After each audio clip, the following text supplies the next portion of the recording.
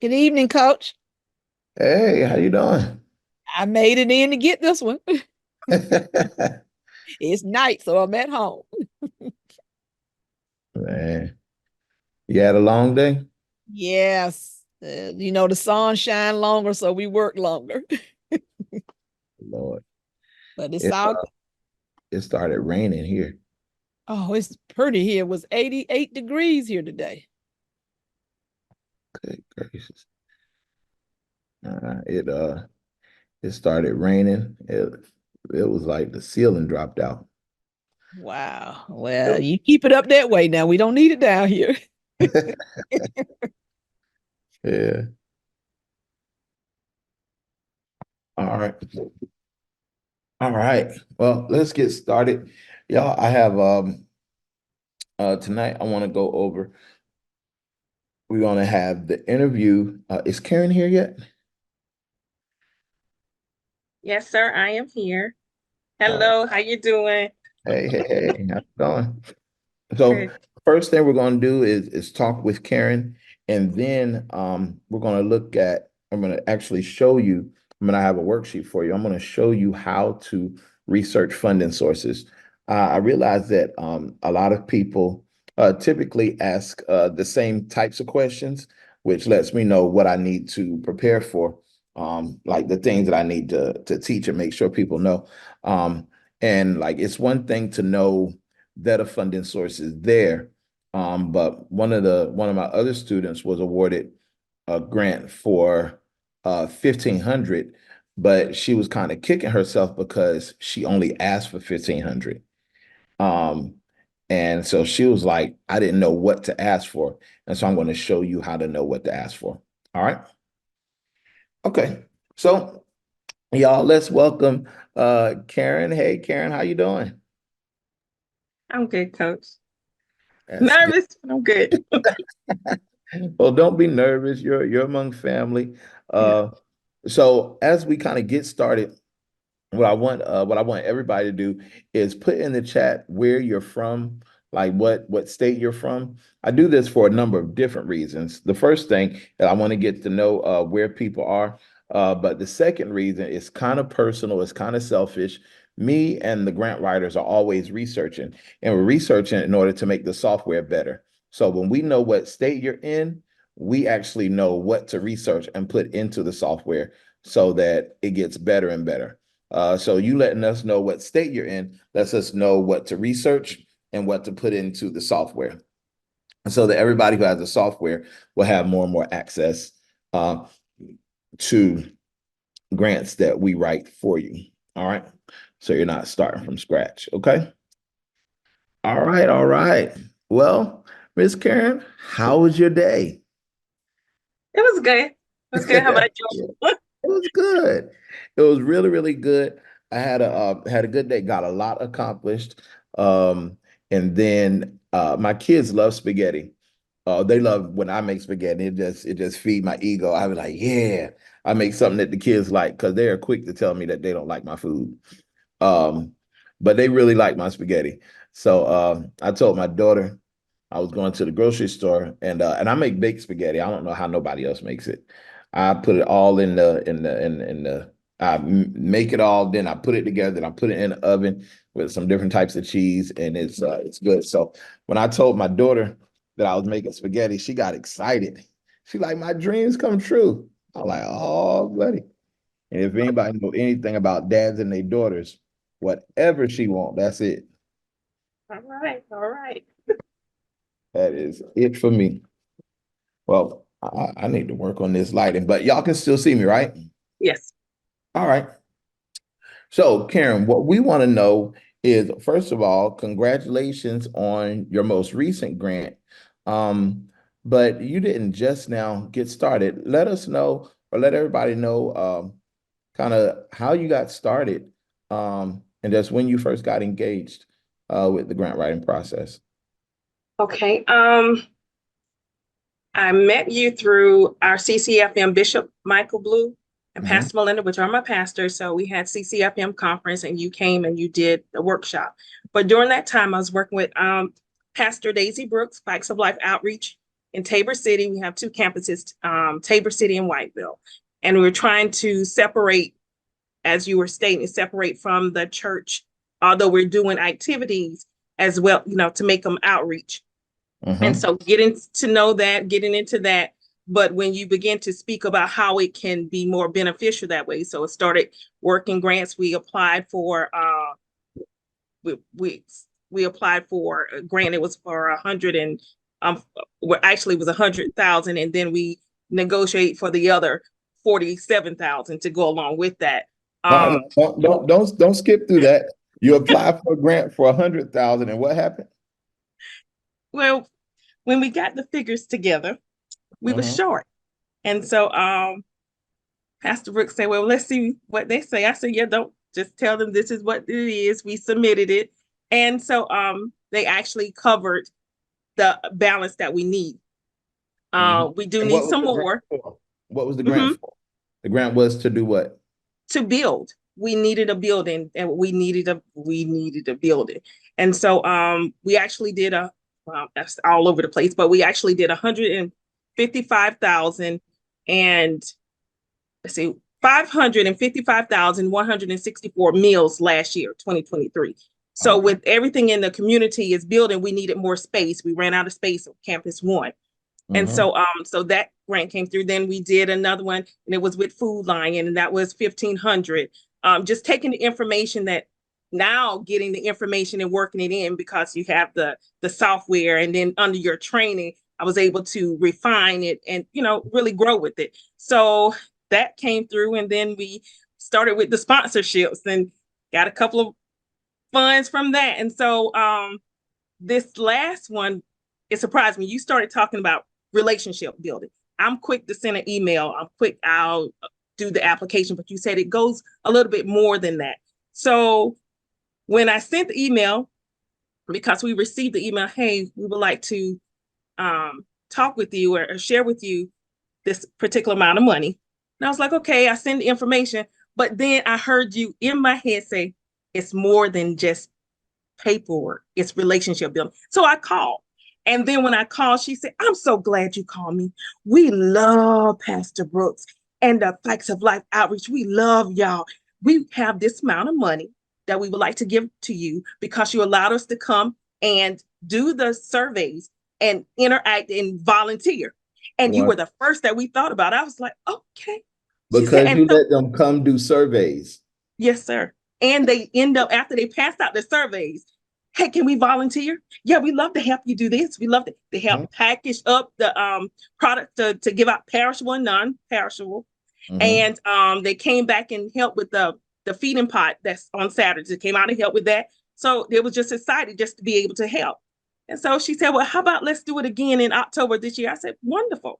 But that would not have happened had I not picked up the phone. Yeah. So like sometimes people hear the things that I say and they get nervous. You know what I mean? They like, well, that won't work for me. Were you ever nervous? Like, how did you handle doing new things? I was nervous. I am more of I send an email or a text quick. I really don't like to this is out of the box for me, having this interview with you. So it was different, but I was glad to hear her actually say it, even though she could have sent an email, but the impact really was felt when I heard her voice. And I'm so glad you called, that type of thing. And it made me feel good. It's just got to be. Sometimes when people are getting into the world of grants and actually running and operating their nonprofit, it almost feels uncomfortable to ask for money. But I tell people all the time, like on the other side, they want to give the money. Like they have it to give. They're excited to give it. You're not twisting their arm. What was your experience with your different funding sources? Well, with the one for the Food Line, it was different. All I did was just complete the application. There was no communicating, like picking up the phone. There was no number to directly call. The one that we did before that, it was a lot of interaction because we had to get the quotes submitted in with it and things of that nature. It was different. This last one, it's just different. It gave me a different outlook. Relationships is important. And I got away from that. So So you've done a mixture of grants and sponsorships. And of Yes, sir. course, the in-kind is the volunteer. Yes. All of those translate into benefit for you. All of them have translated into money. Um, Tell us, which one is your favorite? The last one, the conversation. Uh, I mean, they just drop money, wonderful. Just drop money. Yeah, and that's sponsorship. That's where you're doing something that they appreciate and they have a budget to do it. I had Mhm. a meeting today with one of our funding sources. It was actually our electric company. And they explained that they actually function out of two different funding sources. They have the foundation and they have their community engagement fund, which are two separate things. The foundation is where they do grants, but the community development and the community programming is where they do sponsorships. And we were just able to talk about what my organization wanted to do for the year. And they said that they'll go back and look at what they have and they'll come back to me with a number. And it didn't take any writing. Did your sponsorship take a grant to be written? No, sir. It did not. It did not. That surprised me. It did not. It Yeah, did not. Mm-mm. yeah. So how do you feel? I guess it hasn't been quite a year yet. Not a year. May will be a year that we did the 501c3. All May right, will all be a right. year. And But the so, outreach has been going along since for like 17 years, but it was done right. under So the the church. outreach has been Yeah, going on. Y'all have been already serving the community. You've already been doing it. Y'all were just doing it out of your pockets and out of the right, offering and out of the seed and everything. But you right, had not yet tapped into grants. So right. within 1 year of learning and doing, just learning and doing, how much grant funds have you raised so far? I would say we're roughly around 150K. 150,000 in 1 year. Now, I Yes. want you to be honest. Do you Mhm. consider yourself a good grant writer? No, no. That's the thing. Like there is. I wrote a grant today. This one was for $50,000. It's a grant that I've already been awarded before. But because I've already been awarded this grant in the past. I actually have to outperform because they might look at it and recognize my name. You get what I'm saying? Well, Honestly, definitely look at it and recognize my name. And so they don't, of course, I don't want them and they're not going to play any favorites.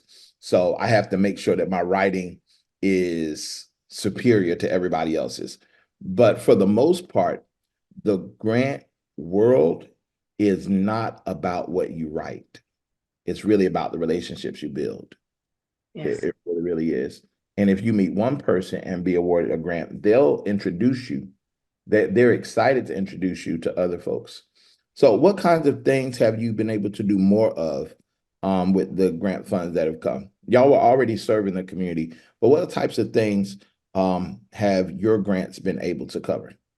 We started the project with the building.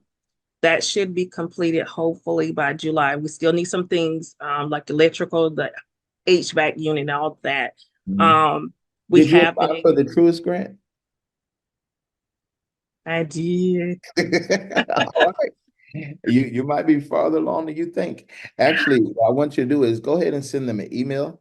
Mhm. Um, Go ahead and send them an email because you have already sent in the application. Send them an email and just see if you can meet with somebody. They'll probably want to talk with you like the first group, but if you're at 60%, which you probably already are, they can definitely help with the rest. Okay, I would definitely do that. I sent it tonight. All right, Oh, all right. So, what would you have to say to somebody that's here and they're just getting started with grants? They've been serving the community already, doing it out of their pocket. They might be a pastor or part of a church already, and they've been serving out of their pocket, out of the gifts, out of volunteers, and have not yet done grants. What would you say to them? to separate from the church. That way you can be able to do more because you're already doing it, and apply. It's either going to be yes or no. If it's no, you can always build on what you did, tweak it, and then reapply.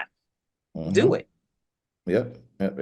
What types of feelings might somebody feel while they're on this journey? Scared, nervous, want to pass out, faint, all of that. Yeah, like that self-talk. Ain't nobody gonna give me this. This ain't gonna work. Right. This will work for everybody, but it won't work for me. Right. But just know all you have to do is apply, read the questions, answer the questions, and hit submit. Read the question, answer the question, and press submit. How much money did you have to pay to the funding sources? None. Exactly. None. None. Like there are people out there that ask me about grants that you have to pay for. And if you have to pay for it, it's not a grant. There's actually only one funding source that has a legitimate grant, and I know that they have an application fee, and that's the Hello Alice Yes. folks. But nobody else, I've never, ever in my life ever heard, read, or seen of anybody else charging you for a grant. And so I'm convinced that you can actually generate funds for your program without having to pay anything for a grant. And this training, how has this training been for you? Because I mean, you still work your job and you're still serving in the community and in the ministry. And like sometimes it sounds like you're joining while you're at work. Y'all don't tell her boss. But what has this training been like for you? How has it helped you? It's really to help the questions, to be able to answer them the way they should be answered, help with creating the budget. It really gave me a good foundation. So where I let me back up, where there's doubts, I can reach out and ask a question and get solid answers, solid feedback. It helped me grow. It's helping me grow. It's helping me grow. It's helping me tap into where I would never have done it by myself. Yeah. And if we never spoke again, you actually have a skill that you can use over and over again. Yes. Like there's something that you have, and that's kind of one of the things that people don't often pay attention to when it comes to education. They think that they're paying for a moment or they're paying for time, but you're really not paying for the time that we spend together. You're really paying for all the time that I have learned this, and you can just pick it up. You know what I mean? And then once you do it, you just do it again and again and again and again and again and again, and you'll learn even more stuff as you go. I wonder though if there's anybody here that has any questions for Karen. Now, y'all know she's nervous. We ain't gonna let her stay nervous. But maybe from one student to another, y'all might have some questions for her before we go into our lesson for tonight. Hey, Coach, I have a question. This is Frida. Oh, you want to share too after your question?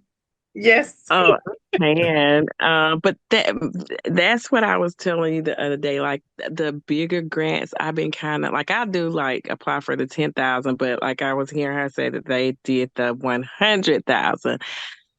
I don't know why I am so fearful of just of myself and not being confident, because I know how to do the research. I know how, I don't know what caused you to get over that fear and just submit that $100,000 grant that you did for building. Her name's Karen, right, Miss Karen? Karen. Yes, ma'am. Okay. So that was done. We did a collaboration. So the last one, that just do it, because it's either going to be a yes or no. And that's how I had to start looking at them. If I don't apply, I'm not in the pool to even be looked at. If I go ahead and apply, the odds are different by just applying. It's either going to be good or bad. that, I mean, I shouldn't say good or bad, but it's either going to be a yes or no. And then Yeah. if it's no, okay, I have an opportunity to tweak what I did, call up Coach Hatchett, help me fix it and resubmit it. Yeah. You know, the thing that stops people is it really is imposter syndrome. There are parts of folks that believe that they don't deserve it, that their work is not as important as the next person's work, or that their mistakes in the work somehow outweigh the good that they're doing. Like if I don't have all my paperwork together, if I don't actually feed 100 people, you know, like I had planned to, if the my kitchen floods and I'm shut down, like we are the only ones that knows all of our own trials and tribulations. And sometimes we assume that the rest of the world knows them. And it's sad but real. But some of the best people in the world are hard on themselves and they don't see the good that they're doing. And so part of what I do is to just kind of put it in your face and show you like this is something that you deserve. Now, y'all know that everybody knows by now, like my foundation is the Bible, and that's just mine. You don't have, nobody has to have that as their foundation, but mine is, and everything I teach comes from there. And my Bible tells me that the whole earth is the Lord's, the fullness thereof, the world and they that dwell therein. And it is his pleasure to give me the whole kingdom. And so this whole entire kingdom of grants and nonprofit funding, it belongs to me as an inheritance. And I have not, I have not because I ask not. So when you think about where you're going and what you've been called to do and inspired to do, you don't have to do it with your own money. And the reality is, if it's possible for them to say no, it's also possible for them to say yes. Yes. And it only takes one more finger strike to add a zero to that number. It only takes another finger strike just to add a zero to it. But tonight, when I go over how to research funding sources, I'm going to show you how to know how to get comfortable with what number to ask for. Because sometimes people don't know too much or not. Yes? Hi, how are you? How are you all tonight? Good, good. Who's this? Good, good. This is Miss Simon. I'm from South Carolina. I am a guest of Karen's, and I just want to say that Hold on. Did you say Simon? I am. Like Larissa Simon? Everybody asks me, am I related to her? But I don't. Because I know she be her, but cooking. That's why. Because she be cooking them cakes, and I can't. yes, the cake. Yeah, she's the cake girl. Yes, we're about to have a whole interruption right now. Oh But my goodness. Oh yeah. Oh yeah. Oh yeah. Go ahead, Miss She's Simon. tired. Go ahead. But I'm from South Carolina, and I am absolutely grateful to be in this space on tonight. And I just want to, let Miss Myers know how proud of her I am, and she can do this. Like everybody in this room have the potential to get, like he said, the money. It's there. It's people that is ready to to um to distribute this money to the dreams and visions that's on this line. And so I just want to encourage everyone to just continue to go forth, and Karen said something that was so powerful. Just submit it. Like they either going to say yes or no. And it's so easy to believe that the funding can come through for everybody else, but we can't believe it for ourselves. And so I just want to encourage everybody to just go forth. That money is sitting there. These people, they want write-offs. They're looking for somebody to give this money to. So I just encourage everybody to go forth. And again, congratulations to everyone who has received and has been awarded. And I'm just grateful to be in the room. Thank you. All right. All right. No problem. Absolutely. Diane, you have your hand raised? Yes. Good evening, Karen. Fantastic. Congratulations. Kudos again. My question is, what was the turnaround time for writing the grant and being notified of the award? Each one of them had a different turnaround time. This last one, it was because of we allowed them to come to the outreach just to do what they needed to do. and volunteered. I was happy to get the in-kind service for the volunteering.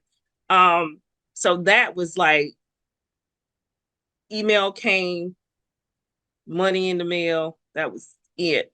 For the Food Lion one, it was I want to say about 4 months. And for the building, that took a little bit longer because we had to get all the quotes and things in there to support what we needed. So that was about I would say about 4 months. Thank you. You're welcome. All right. Any other questions?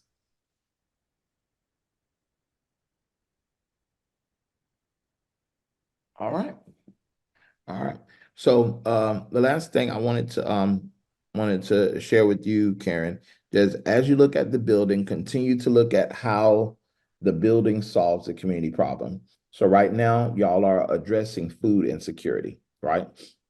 Y'all are addressing food insecurity, but maybe you might also consider putting EV charging stations at the building. Okay. There has just been on April 4th, the what was it called? Greenhouse something or other. They have $20 billion that they just released, 20 billion that they released, and it's been earmarked for historically Black neighborhoods, neighborhoods with high poverty, high unemployment, low income, including rural areas. And so it could be that as you think about the building, you continue to think about how it can solve the community problem in different ways. Food security might be at the center of it. You might not only do meals, but also fresh fruits and produce, pop-up markets, farmer markets. It could grow to become a grocery store, community-based grocery store. And then I remember I was traveling in Georgia, and there was a grocery store, and it was clearly for like lots of Spanish-speaking people, because inside the grocery store they had like car services, Western Union, they had medicine, they had music. I mean, I was shocked. It was almost like a one-stop place. And it wasn't like in a busy street or anything like that. It was like just something that was community taking care of each other. So as you think about all the different things that you can do out of that building, all of those things are probably stuff that you're already doing. All those things are also fundable activities. So when you think about the building, also think about your salaries, your equipment, your supplies, everything. I mean, you're just getting started. All right. Okay. All right. Anybody else had any questions for Karen before we go into our lesson for tonight?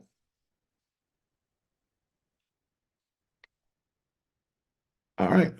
So what I want to do today, I want to show you how to find funding sources, and then how to know what to ask them.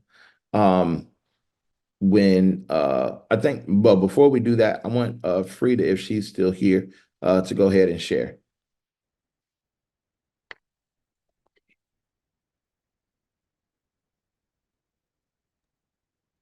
Okay.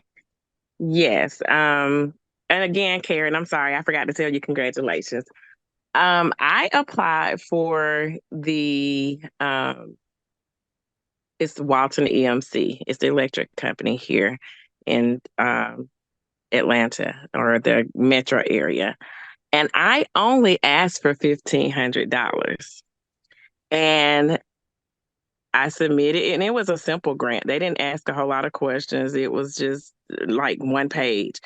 And I submitted it back in through email. The next day, I got a response from not the person that I sent it to, but another person in accounting, saying that if I could just send over the W-9, they could release the check. I've been approved, and they could release the check. So I got her turned around in one day? Yes. I did it one day. The next day, that's when I got that email saying it was approved. And then just so happen, we have the college recipients that we have. We had a meeting. Why one of the parents work yesterday. I found out one of the parents worked there, and I was like, and my cousin was telling me, she said she works there, and I asked, she was like, yeah, I work there, and I said, well, I asked for $1,500. I said, and they gave it to me like immediately. She was like, why you didn't ask for more? So that's what I'm saying, and I think it's the no. That's what that it's just the no that I guess I don't want to, because I submit so many grants, and you get so many no's, and then you get so many yes, but yes, I just didn't ask for enough money. Yep. A lot of people's problem is not that they aim too high, it's that they aim too low and they got it. And so they end up settling. But I'm here to push y'all. Don't settle. Anybody feel like going for the 5-figure and 6-figure grants? Yes, sir. Mm-hmm. All right, all right. That's what I'm talking about. Do any of you have any questions for Frida? I do. This is Karen, and thank you so much. So can you ask them for more money, or you have to wait? I can go back within the next couple of months and ask for more money, but with this, they have, how they have their board meetings and things like that. So I can't. I know I can't ask until maybe 3 more months, because I asked the parent yesterday, could I go back and ask for a revision? And she just told me that she would wait 3 more months and then go back and just submit another request and just put and ask for what I want, because they'll give you, say for instance, if I want to ask for $10,000, if they wanted to grant it to me, they would have given me the $10,000. If not, and if they didn't have it to work within that budget that they give out, she said they would have gave what they could based on the number of people that had submitted. Yeah. And that's an electric company. Now, how many of y'all knew that you get grants from your electric company beforehand? Lots of folks didn't know that. And so when you make a grant request, you ask for what you want. And if they approve it for less, that's fine. What if they'd approve it for 7,000? I have a question, Coach. How's everybody doing? Congratulations, Miss Karen. I have a question. So, as far as the young lady that was talking about the electric company, can it be like any electric company? Does it have to necessarily be the one that you are, under your household, or like just any Um, electric company? Whenever you fill out the grant application, wherever the funds are to be spent, the electric company needs to serve that area. And if they don't ask it directly, that is the understanding. So if you're helping to raise money or write grants for people in other parts of the country, just make sure that you're writing for that electric company focuses on that neighborhood. But you would not be able to request money from my electric company for your neighborhood. Okay, gotcha. Thank you so much, Coach. All right. Any other questions for Frida, for Karen, or for me? So anybody have any questions? Don't have Coach, I'm sorry. go ahead. Don't necessarily have a problem.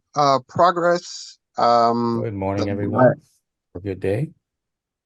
Last class we were in, I was having some difficulty with having my status being revoked due to not filing. Just an update I received on Thursday. I have been reaffirmed. So Right. So your 501c3 is back active? yes, sir. Yes, sir. I took your advice and made the calls you told me to call, and it's done. It's a done deal. I got the letter in the mail. Perfect. Excellent. Excellent. I'm glad that you followed the instructions. Even more so, I'm glad that you asked the question. So many times people don't ask, and then when I tell them what to do, they don't apply it. But I'm glad that you did. Onward and upward. All right. There was somebody else, either a question, progress, or Yeah, Coach, good afternoon. This is Alice Marie. I wanted to ask you, I know that we are all at different stages in our process of our 501(c), but I'm at the very beginning. And one question that I had was with regards to meeting or scheduling the Zoom for the potential partners, volunteers, funders. How soon, now that I've received the determination letter, so we're good to go, open the bank account. And so I just wanted to know, how soon should I be looking to have that Zoom session with the potential people? Yes. This meeting is called the partners meeting, and you want to have it as soon as possible. You should practice having that partners meeting at least once a year. At most, you may even have it twice, 2 or 3 times a year. But you can go ahead and schedule it. Make sure you give people 2 to 3 weeks lead time so you can be on their schedule. Because you want as many of them to be there as possible. Okay, got it. Thank you. And the same with the board members. How often should we be meeting as a board? If we set up your nonprofit, then the bylaws that came with it require that you meet at least once a year. You can meet more, but you're required to meet at least once a year. The board of a small nonprofit might meet every quarter. And that meeting needs to be documented in minutes and tracked. Got it. Thank you, sir. Hey, Coach, this is Kenesha. Can you guys hear me? Yes. Okay. Do you, in your state, do you guys have to register with the Office of the Attorney General? Your nonprofit, do you have to register it? We have to register with the Secretary of State. Now, are you asking about the solicitation license?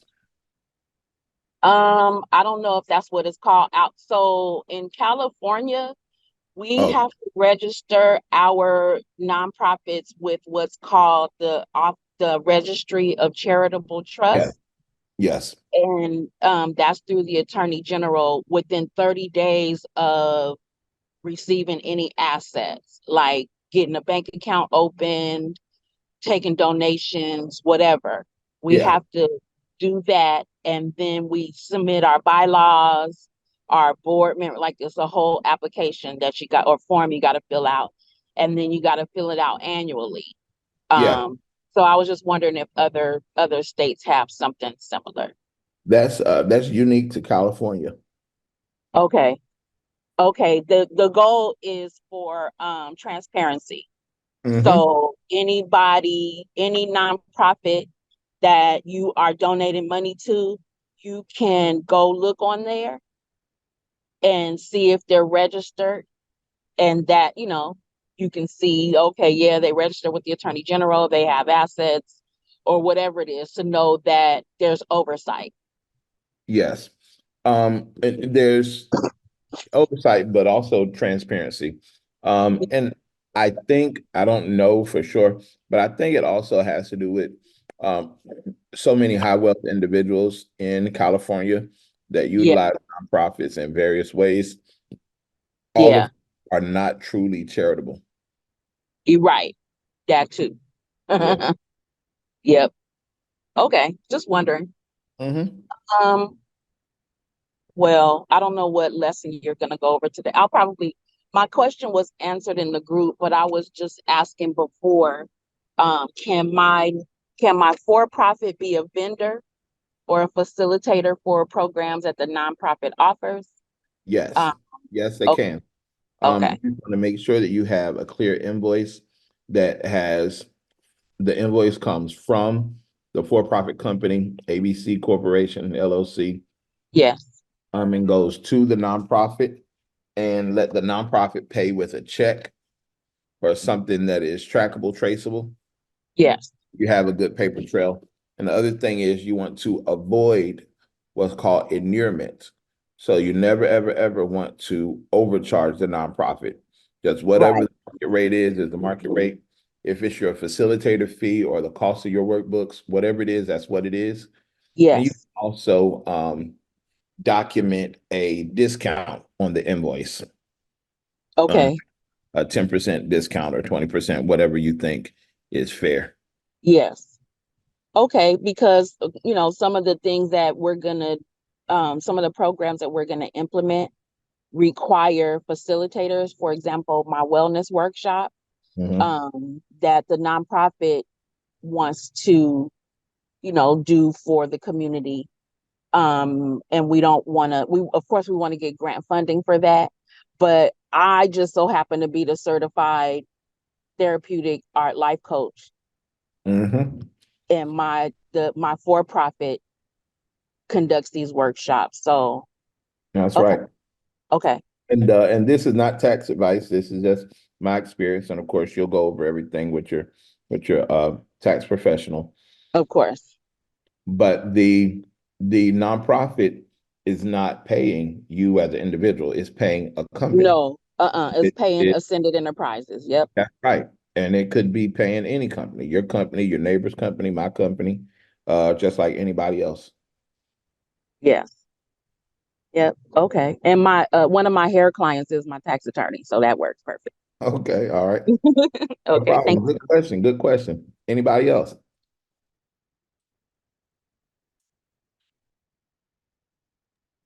I have a question. Good morning, everyone. Good morning. I just got off the phone with IRS like 5 minutes ago. My registration letter, determination letter, I don't know what the delay is. It's been over 120 days. Spoke with this woman, took about 17 minutes, and she said it's going to be another 45 days. I have no idea what to do other than to call them back in 45 days. Did she say why? She said that it was denied at first, and she put in a personal request to have it looked at again. So I recorded everything, but I don't get it. I have someone that I I help. was denied. Excuse me? Did she say why? She didn't say why. No. Because I just thought it was really strange. I have someone that I did her set up for a not-for-profit.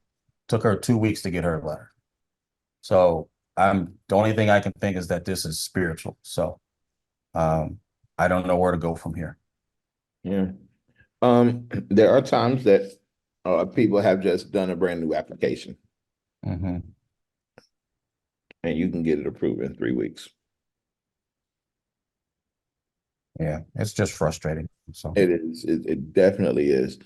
And normally when things are denied, it's because of a common problem, like they checked a certain box, or what they wrote in the charitable purpose wasn't charitable, or and then like sometimes people are approved, but they're approved in the wrong category. It is rare. Yeah. I've ever seen somebody get denied. I think maybe in 3 years I've seen it once, maybe twice. Are you guys referring to the IRS when you're saying denied? I'm sorry, I'm new to it. Yes, the 501c3 application that allows you to become a tax exempt entity. You apply to the IRS using the form 1023, or the form 1023 EZ, which is the short one. And you can normally get approved within 1 month. Well, what he's saying is that his application was denied, as in not approved. So whenever that happens, there's a IRS nonprofit hotline or a number that you can call. And so he called and spoke to a person. He's saying he spoke with him for 17 minutes, and they did not tell him why it was denied. Yeah. And I'm more of a mind to call back tomorrow and find out why. So I'll probably do that in the morning. All right. But just want to put it out there. Okay. All right. Y'all, give me just a minute. I'll be right back. Okay.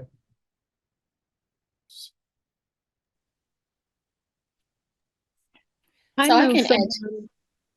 I'm sorry. I know someone asked or mentioned about the 990. Someone with a little more experience. Are we talking about, because like I just was approved. So from my understanding, I don't complete the 990. You don't complete it till next year if you just got approved this year.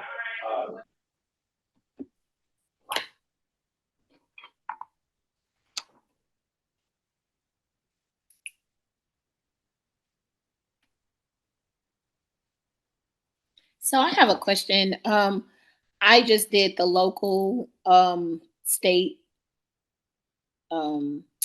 nonprofit in the state of Texas, and this week I'll be sending out the form to the IRS. Have been renewing it. Do I need to still create the EIN since I'm sending in the nonprofit form? Can you repeat that one more time? You said No, that you I did it just on a local level, but you haven't did your EIN number yet? Yes. Do I still need to do the EIN number and also the tax, the 501c3, or is just do I? That's correct. Yes, you have to do the EIN number before you do the 501c3. So you did the state registration, now the EIN, and then your 1023 EZ. So when I looked on there, the EZ said it was just only for churches. So can I still do the EZ or just a regular? So the EZ is not just for churches.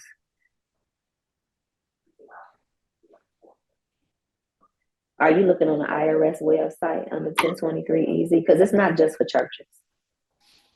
Yeah, look, I'm not looking right now, but I did. So I just printed out the regular.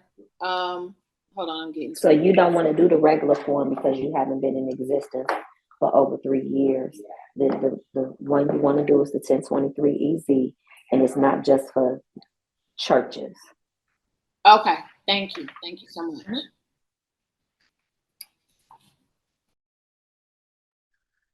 All right, let's go. Okay. Any other questions before we get started? Questions, progress? All right. So last night I shared, hold on. Does everybody have the worksheet? Yes. Yes. Okay. All right. What I want you to do is to do a Google search of a foundation in your area. I want to make sure everybody knows how to look up your foundations. All right. So just type in the name of your area.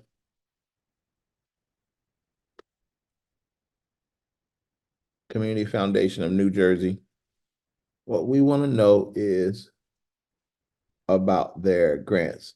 So if you need scholarships, if any of you are in a place that needs scholarships and you want to know like where you can find scholarships, of course the colleges and universities have them, but you can also look at your local community foundation because they have scholarships as well. All right. So this is Community Foundation of New Jersey. And you want to know what they gave. If you are following the homework, I mean, not the homework, if you are following the worksheet. All right. Now, as we're doing this is one of the other things that happens when you search a foundation. You might search one foundation and then you see another one also comes up. That other foundation might also be a funding source for you. So you want to look at them as well. So we have Community Foundation New Jersey. You also have Health and Community Foundation New Jersey. Let's look at Community Foundation New Jersey so that we can see what they gave in the past? No, you click on the tax year, then you go over to the the filing, and you hyperlink it. All right. Now, can you all still see my screen? Yes. All right. What was their I'm contract? getting like 15,000 of them. So what in the world? So it says 15,000 foundations in Florida. You want to pick the one that's where you are. So there are regions. You're not just looking for foundations in Florida. Do the Google search for your city and the word foundation. Okay. And then what's going to come up is the foundation closest to you. Is anybody else having problem finding the foundation?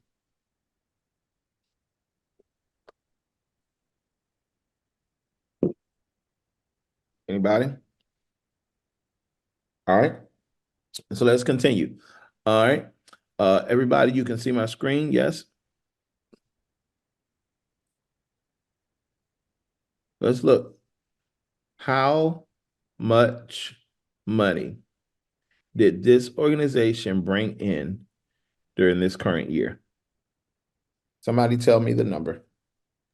185,256,512. That was the prior year, 185 million.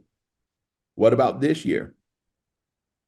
221, 827,958. Yep.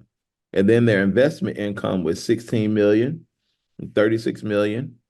Total revenue for last year was 201 million, and for the current year, $256 million.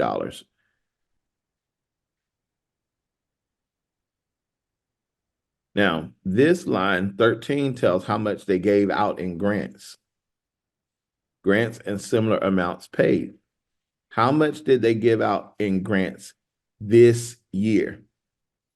100 million. Do y'all see the numbers that we're talking about here? Like, Yes, sir.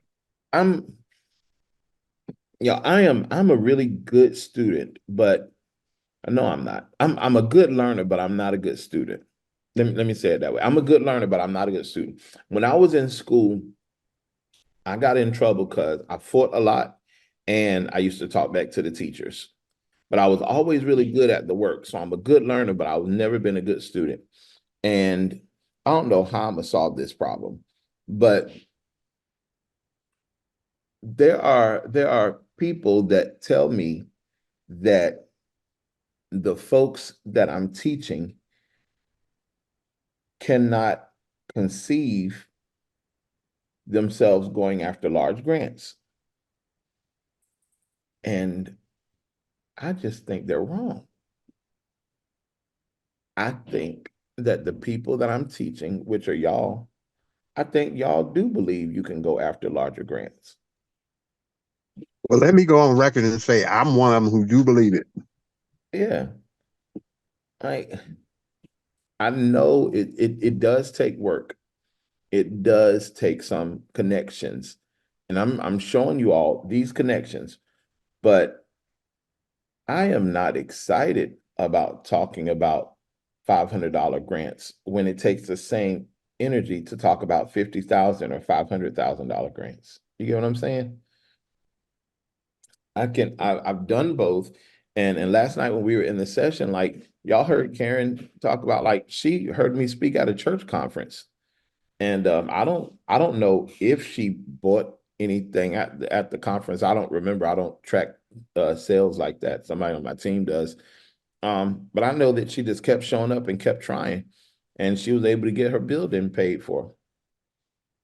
You get what I'm saying? And now she has a skill and knows something that's transforming things for her organization and for her city. And it takes the weight off of her church having to worry about the outreach. The program is able to take care of itself. But we have to be able to talk about big numbers. Is there anybody here that has a problem talking about big numbers? No, sir. All right. No, sir. Yeah. I went the long way around that bush because I want y'all to know I believe in you. I believe in you probably more than you believe in yourself. I believe in your ability more than you believe in your ability. Number one, because the only thing that I know about you is the best parts of you. And I don't know about any of the mistakes that any of you have made. What I do know is that whatever brought you to this point has worked together for your good. And so whatever things went wrong in the past, I'm kind of glad they went wrong because it brings you to this point ready to learn something new. And this one organization in that little state of New Jersey, they're giving away on average about $100 million a year in grants. Do y'all see that? Yes. One. When I talk about grants and I talk about these numbers, I know people don't believe me. I know people don't believe me, but that's because they just don't know. Now, let's look at the organization's mission: to connect donors to organizations, issues, and geographic areas important to them over time, to provide leadership and support to donors, community organizations, leaders, and foundations to achieve the art of lasting philanthropy. All right. So they receive money from donors, and their job is to give that money out.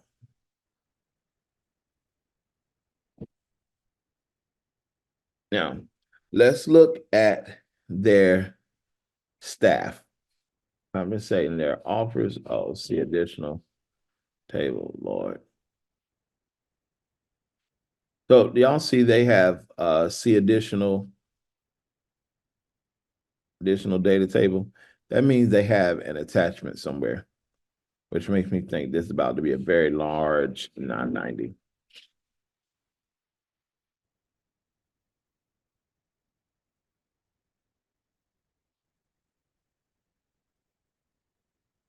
All right. Here is their board of directors.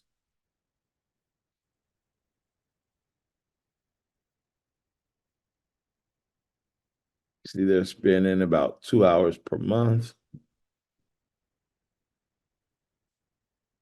None of them get paid. Oh, they have a very large board. Now we get to their staff members. How much does their executive director make?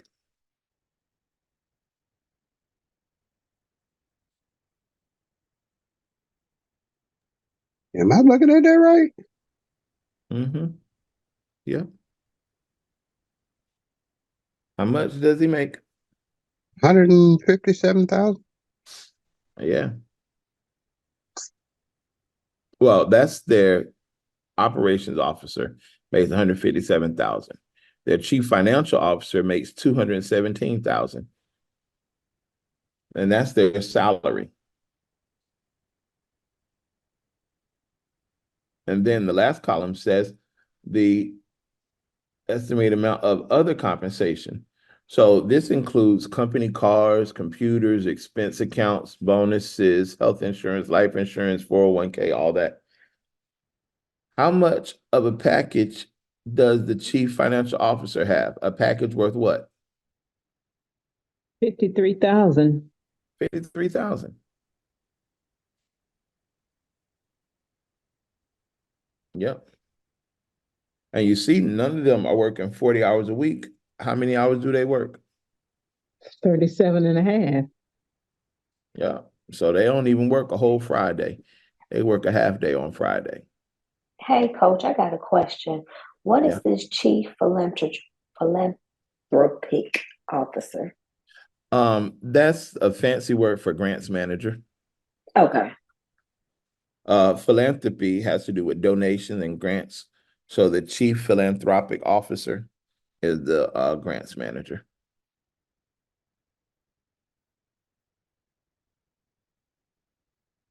All right. Any other questions about this before I go on? Okay. Now, this is their public charity status and public support. Um, there is a there's a thing called the public support test. The public support test simply means that when you are a public charity, you are expected to receive a substantial part of your support from the general public. All right. And that makes you a public charity. If you receive most of your revenue from a single person, then you're a private foundation. And this is showing the public support, how much money has been received from the public. So they have received over the past 1, 2, 3, 4, 5 years. How much have they received from the public? How much money? 693 million. Mm-hmm. Mm. Almost $700 million from the public.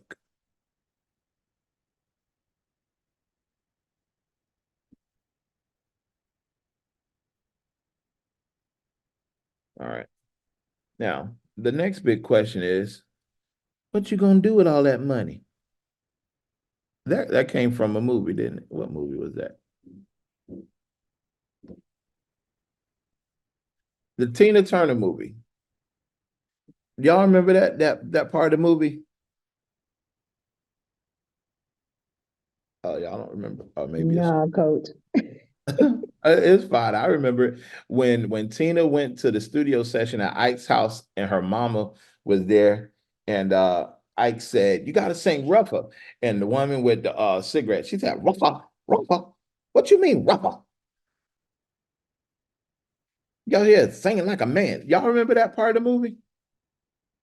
And Tina was like, that was a pretty dress she had on too. And then when they got it advanced, are y'all on here? It's about 30 y'all on. Y'all just want me to get back to these grants, but I'm gonna tell you about this movie. That's all right. I remember eat the cake, Anna Mae, eat the cake. Yeah. So then at one part in the movie, when they were still coming up, she was holding, I don't know if she was holding the baby or holding the dog, but she was holding something. And the mama said, "Well, what you gonna do with all that money?" She said, "I don't know, Mom. I always said he wanted a studio and a nice house." And Mama said, "Well, don't you forget those who helped you along the way." She said, "Yeah, that's right, Mama. Never forget my blood." Anyway, I ain't fooling with y'all today. So, Coach, okay, I hate to be the slow one. So I'm on this Broward County one, and it's very it's a lot of information. They're really trying. It's like they got a whole program to help you get it and resources. It's a lot. I'm like, oh my God, it's a lot going on. So, but I see where they really are trying to help you get it, because so what happens to this money if they don't give these funds away? They just roll it over, or what happens? Oh, whatever amount they're supposed to give away, they're going to give it away. Oh, wow. They would get in trouble with the IRS if they don't give away the amount that they're supposed to give away. It doesn't benefit them to hold it. They would actually get in trouble for holding it. They do not want to hold the money. They want to give it away. And they have they're really trying to help you get it. That's for sure. They got resources and training and how to get it, all kind of stuff. So. Yeah. And that's what happens when you see what their activities are, then you know what to ask about. All right. So now we're here when it's, they give, oh, Jesus. Y'all see this? They give money outside the United States to Europe. They gave $536,000. All right. Anybody else having trouble finding your Yes, I am, Coach. Can you look for Georgia?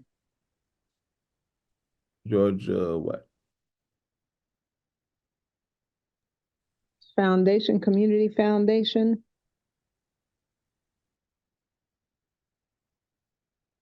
Hold on. Let me start at the beginning so you can see how. All right. So if you look at, you search Georgia Community Foundation, it's going to come up. All right. So then when you do the tax exempt search, here's Georgia Community Foundation. And you also see Credit Union of Georgia Community Foundation. If I was one of y'all, I would look at that too. So you have their 990 right here.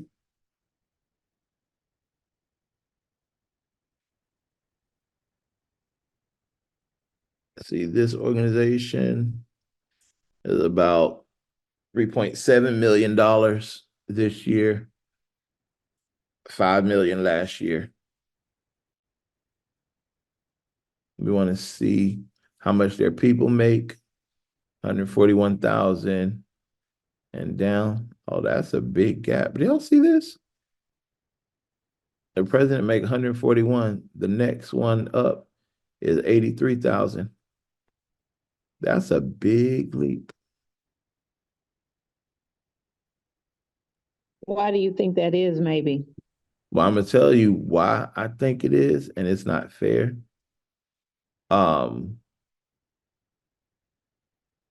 It looks like this is a woman, and women are historically underpaid.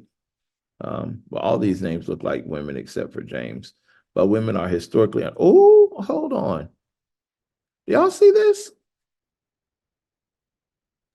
Yes. 90,000. Y'all, oh God, that's a shame. So what does he do as an advisor? Exactly. Yeah.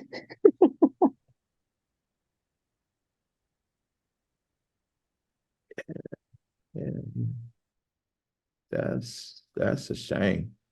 But anyway, yeah, I don't know what he does as an advisor. I am an advisor to an organization. But Yeah, he only works 6 hours. Is that right? Yeah, I don't work inside the organization as an advisor. I advise the organization as a whole. I don't work inside of it.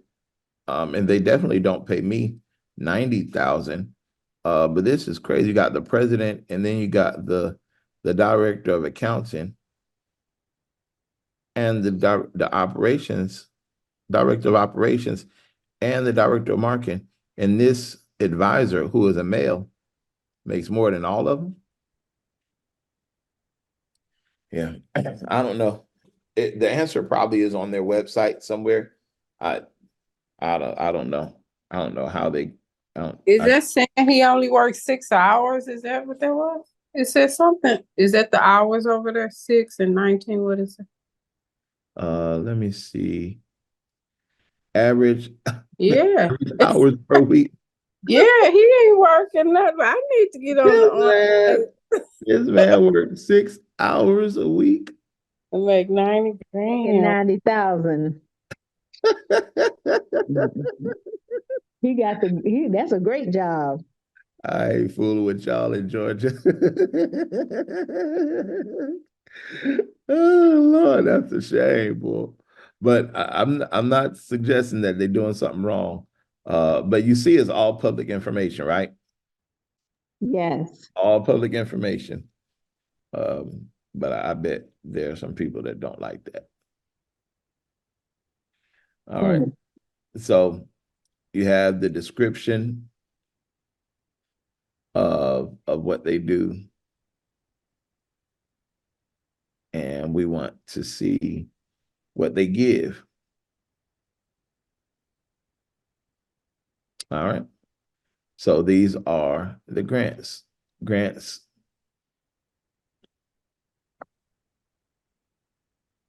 to organizations.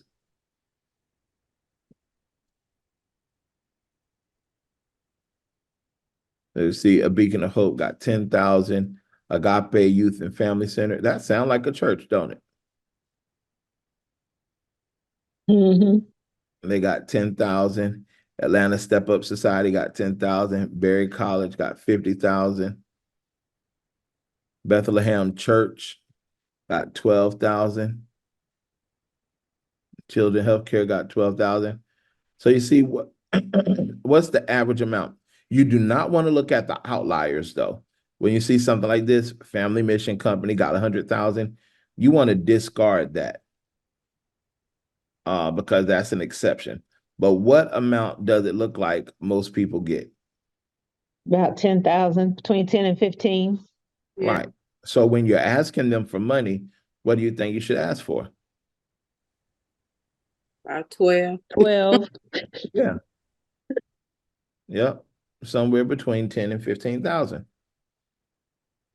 Does this make sense? Yes, sir. All right. Let's take a look at the other one. We were looking at Community Foundation of New Jersey.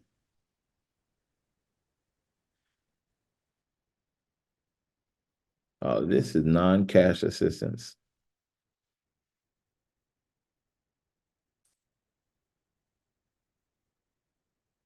Just to clarify, so you just went to the IRS. You didn't just Google this. You went to the IRS website. Was that, or Yes. was that Georgia's? Was like, okay. Went to IRS. I don't go to their website. I go to the IRS website. Okay. I have a question real quick. Because Yes. when you went to the IRS website, Mhm. I don't know what I'm clicking on because it's not giving me the option to put in the actual organization name. Okay. Let's I'm not sure what I'm. go here. It right here in the box, it says search by. It either has EIN where you type in their EIN. A lot of people don't know the EIN, but you know the name. Okay, because let me see. When I put that in, it doesn't bring up North Carolina. Now you can also choose, you should choose the state as well. I didn't because I typed in Georgia Community Foundation, but you do organization name, then you go and choose the state. Okay, because when I'm doing it, it has some, it says tax exempt organization search. It says search all, employer identification number. Then it tells you to enter the EIN and ask you for the city state. That's why I'm not sure. What did you click on to get that spot? The box that says employee identification number, there's a drop down menu. So you click that arrow. Okay. And you click organization. Oh, okay. All right. That's why I wasn't getting it. All right. I got it. All right. I want to make sure everybody can find this. All right. Anybody else?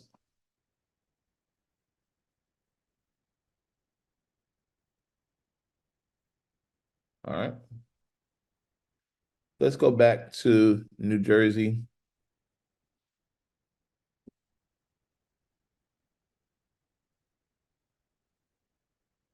Let's see, 10, 100, 35, 10, 10, 8, 10, 105, 75, 15. Oh, look at this. Agape Family Worship Center, 15. Oh, this must be the Georgia one. Oh, no. Didn't we see an Agape in Georgia? I thought it was. Yeah, we did.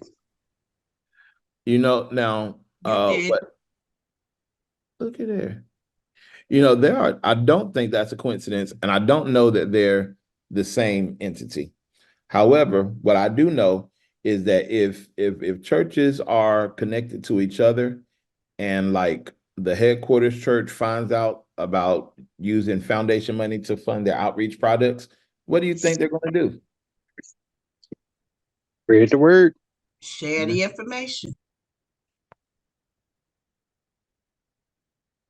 Absolutely.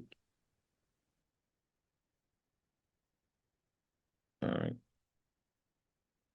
So here we are back in New Jersey. So you see the types of money they give out. You also want to look at the types of organizations. Animal Refuge, Outreach Community Center. You know, actually, as some of you are building your outreach centers, family life centers, et cetera, information like this can help you name the thing because you see the amounts of money that they're given for these various types of entities. All Faith Food Bank, All Saints Episcopal Church.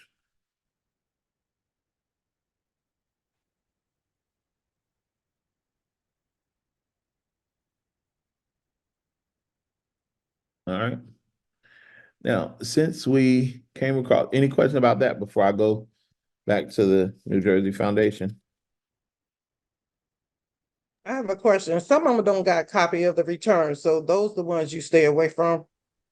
Now I wouldn't stay away from them. But everybody's required to post their returns. Tell me what you're looking at and I'll find it. I'm looking at the one in North Carolina.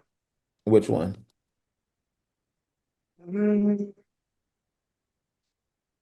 I was just reading some of them. I was looking at the One Love Foundation Corporation.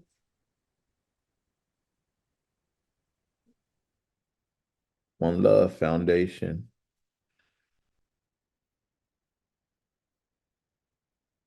It's LUV. Okay.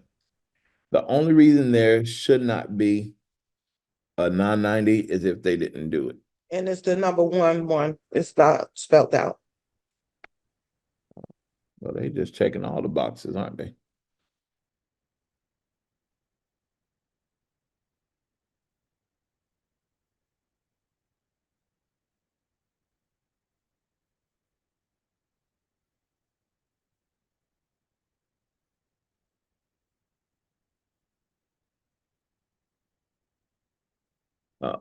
This would mean that they're new. Let me check their letter and see.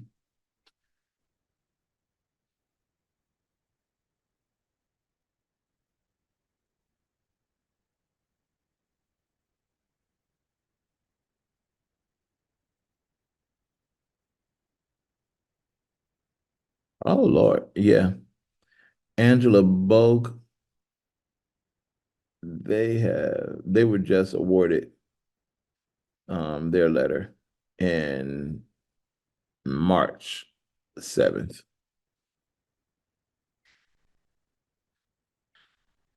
Yeah, could you hear me? Yes, I can hear you. All right. So that means that they just now got their nonprofit status this year. They just got their 501c3 status less than a month ago. Thank you. Sometimes you'll find that they've been registered with the state, but they're not registered. Hello? I can hear you. But they're not registered as a 501 with the federal government. All right. Anybody else need me to search for them?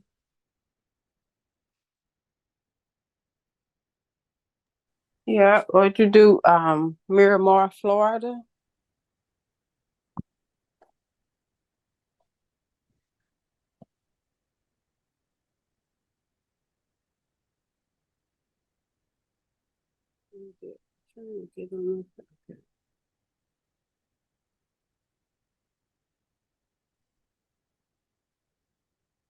All right.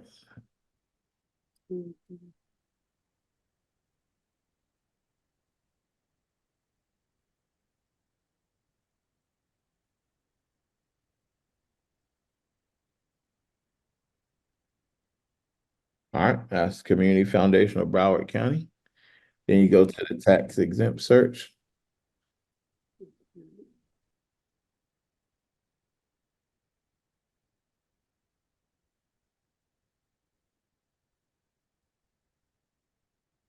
What was the name again? Community Foundation of Broward County. There's a organization down there, Second Harvest. I met with them. They have some connection with Broward County. Total value of assets is how much? Where is it? Oh, wow. Okay. 234 mil. Yeah. Okay.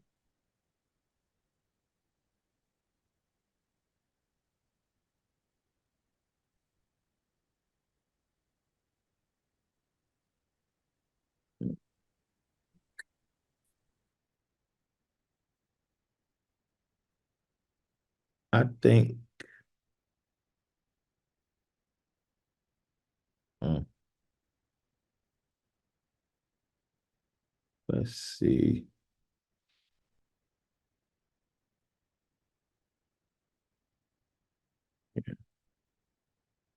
Let's see what they give their money for.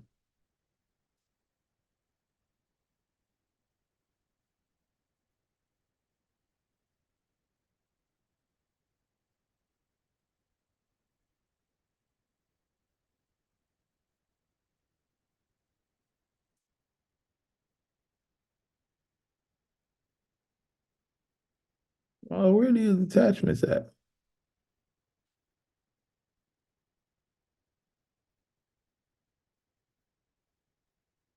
Yeah, it looked like they y'all see all these blanks? Yeah. They they are not giving up the goods.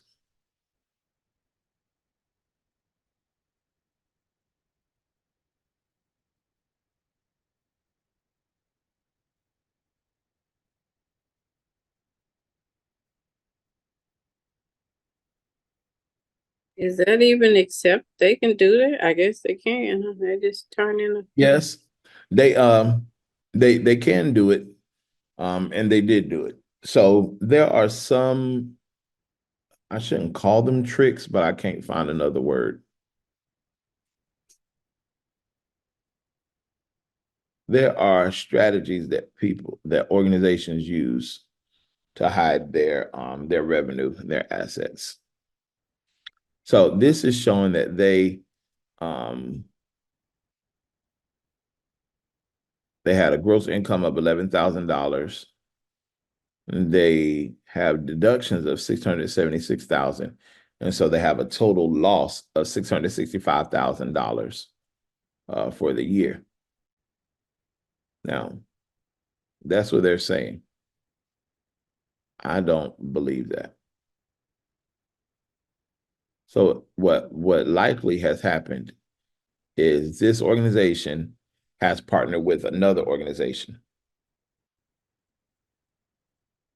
And they like one of them is a pass-through. So this one might receive money and just pass it through to another organization. That's something a lot more complex that I'll show you at another time. But that's what it looks like, because there's no way that this organization is worth $234 million, and all they generated this year was 11,000. You get what I'm saying? yeah.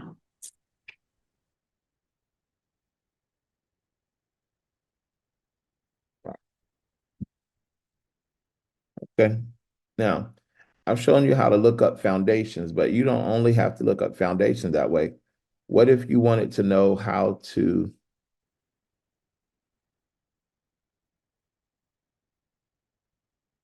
look up McDonald's, for example?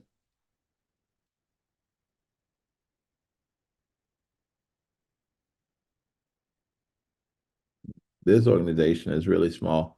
You see how much revenue they have?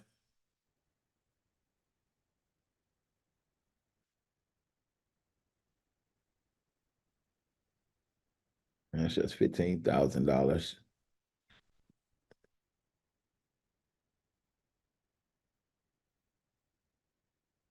But they still got to fill out all these pages.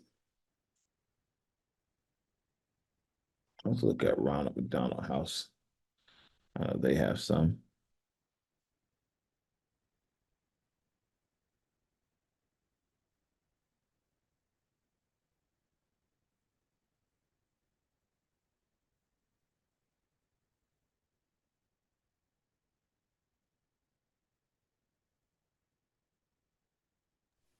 Let's look at the one in Houston.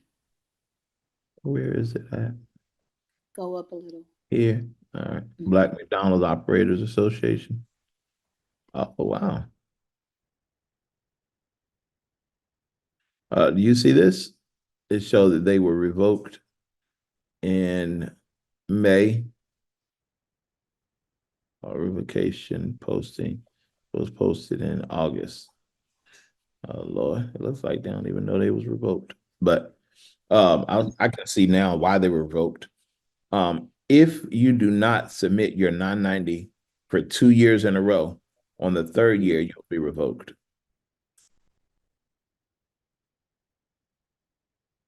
And anytime that somebody has the e-post card, that means that they generate less than $50,000 a year.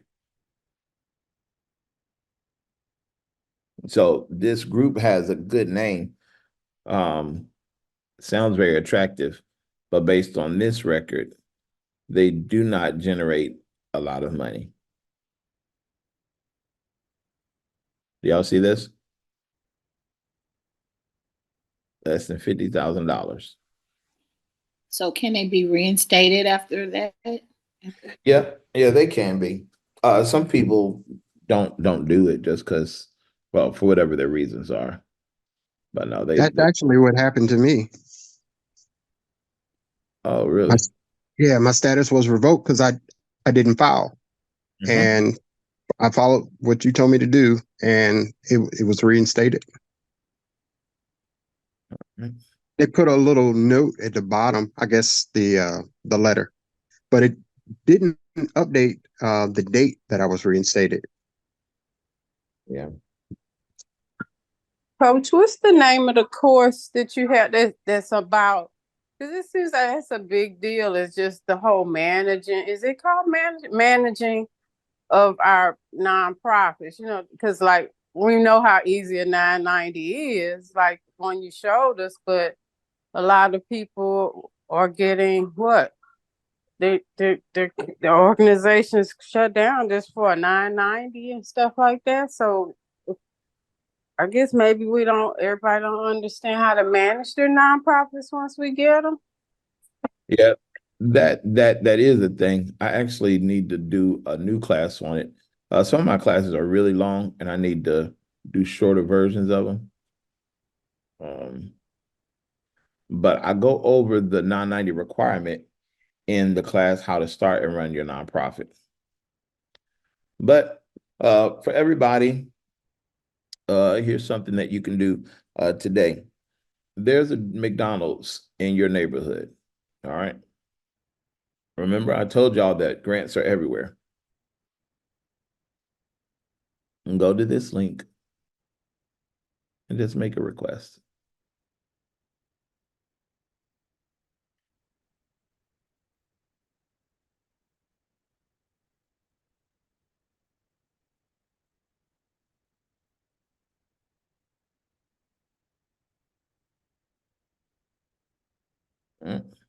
So you can apply now for one of their community grants. I mean, not grants. This is their job board. You apply for their job, or you can apply for their donation. It does not hurt to ask. There you go. Put your name, phone number, information, the event title, the event description, and location, event address, blah, blah, blah. If I was doing this for GrindFest, what do you think I would put in the event description?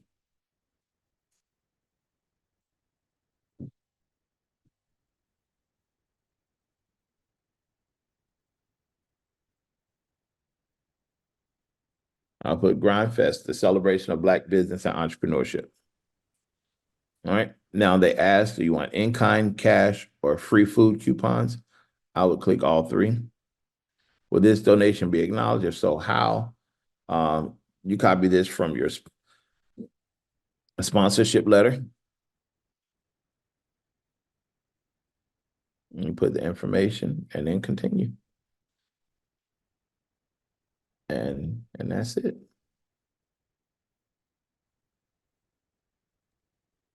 So I have a question. It may be a little off topic. I'm not sure.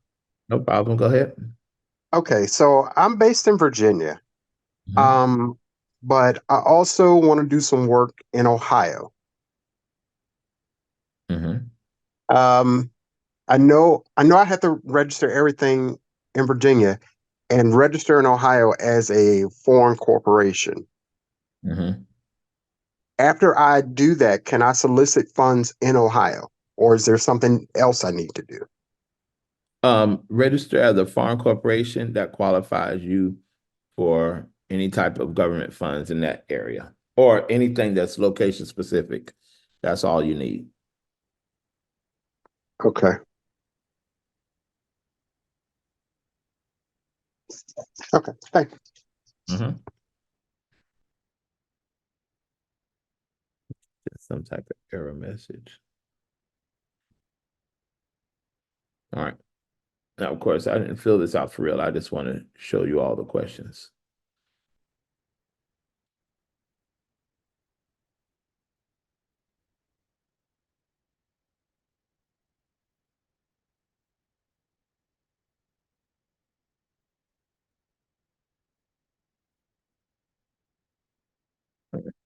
So now they review all this. Now, do y'all think that that was hard or easy to fill out? Look fairly easy. It was easy. Pretty easy. Yeah. So go ahead and make that request. And that was from McDonald's.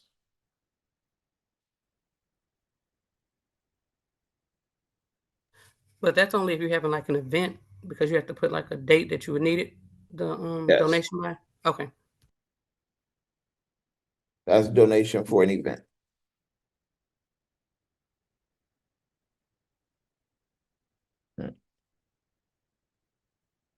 All right, y'all.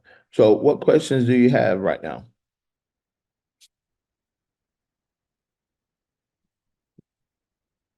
What I want you all to do is make a donation request.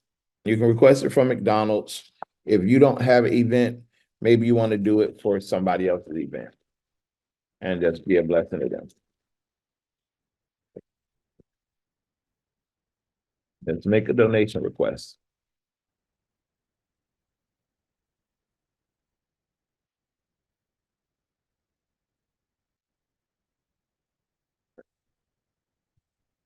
All right, y'all.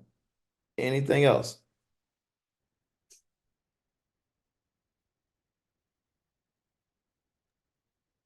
All right, well, Hello, Mr. Hackett. How are you doing today? I'm good. How are you?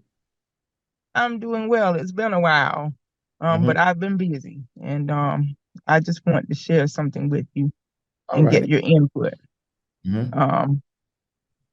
I'm still working with some of the clients I work with. They um, are seeking grant funding for their transportation businesses, and I switched from non-medical emergency transportation to the auto carrier businesses, and there are not a lot of transportation grants in my area. Um, so actually, I had a meeting in near Lumberton, North Carolina last week, and should I just focus on um the client themselves, the clients such as the automobile dealerships, the rail yards. These are the people whom the carriers work with, they partner with. Should I focus on the target population or um, because I have a client who wants to reopen his business because he had to close it because of um, the high cost of maintenance and fuel. So how would I handle that? Would it be a reestablishment of a business because he still has his DOT number Yeah. and the name is still active?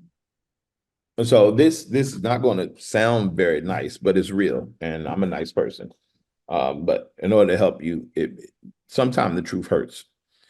When people come to you for grants, and they come to you to try to use grants to cover up the fact that they are not doing well in their business, that's a problem.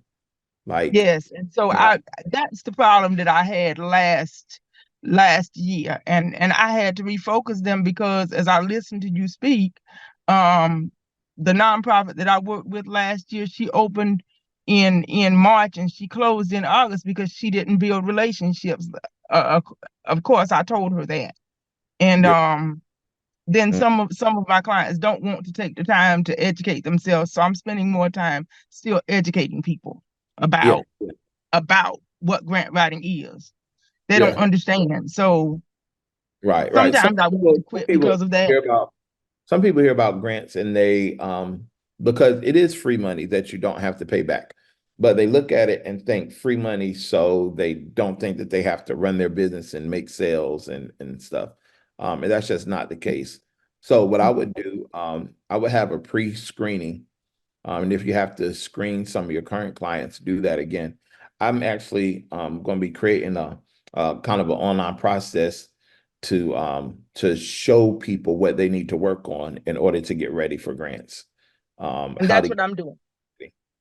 Yeah. That's So what I'm doing. And I'm charging them a fee for that. I'm charging because I'm doing more workshops than actual grant writing.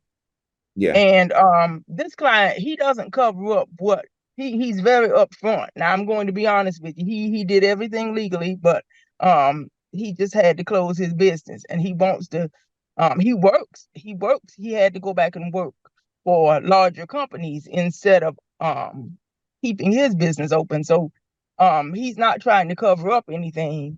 because he reported everything, but it's just the high cost of the fuel. I don't know Yeah, how the fuel is very expensive, and people in the truck industry, they've been experiencing it. The fuel is expensive. Like I have a all the expenses are high. I have a tractor trailer, and one of my nonprofits, it operates a tractor trailer business, but it's through apprenticeship, and we got $300,000 to pay for the truck and the staff. So some of the concerns that other people have, I don't have them because we were able to get it donated. I mean, they gave us the okay. truck. But that individual actually should connect with a local CDFI so that they can get a type of funding. Okay, CPFI, because he's reported everything and I checked his paperwork and he did everything. Yeah. He needs to connect with the local CDFI. Oh, I can't hear you. He needs to connect with the local CDFI, and he also needs to get with his tax attorney to see about any deductions that he did not claim.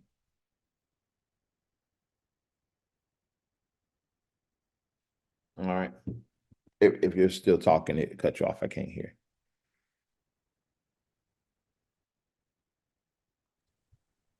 Okay, can you hear me? I can now. Okay. I apologize. I think I got a phone call. But Okay. Yeah, connect I did. with the local CDFI. Okay. And ask him to check with his CPA, whoever did his taxes, because he probably qualifies for more deductions than he took. Okay. I told him that as well. He needs to check with the CPA. Yep. And get some of And that. but he had to go back to work to make sure that he can reopen. And he said, I want to do everything the right way. It was just unfortunate that it was the high cost of everything. But he understands that. So Yeah. on the other hand, I'm also working on a grant for it's very competitive and it's involves African Americans and the American Revolution. And it's very competitive, but I'm not going to write for this young lady because I don't have enough time. My schedule is full. And I've had to learn how to say no as well. Yeah. It's a good problem to have, but it doesn't always feel good to tell people no, but you have to do it. And it helps them because sometimes, they need more time to get ready, and you need to be able to protect your sanity. Oh yes. There was Because there was one last year was awful. There was one client, and I was just honestly, I was on the fence about whether I would work with this client or not because they had just walked the line to getting on my nerves. And I don't have to. You know what I'm saying? I actually stop because I do this in real life.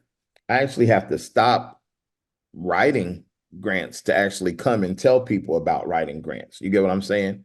And so I Yes, blocked sir. days for this. And so it costs me money to be here. So whenever I, set up a one-on-one with somebody and I'm working through a situation, if they're being difficult, I'm like, oh no, no, no, no. And I don't think people intend to be difficult, but if it's getting on my nerves now, it's probably going to get on my nerves later. Exactly. I didn't go Exactly. into the stuff on my I nerves. appreciate your help. Mm-hmm. All right. All right, y'all. Any other questions before we go today?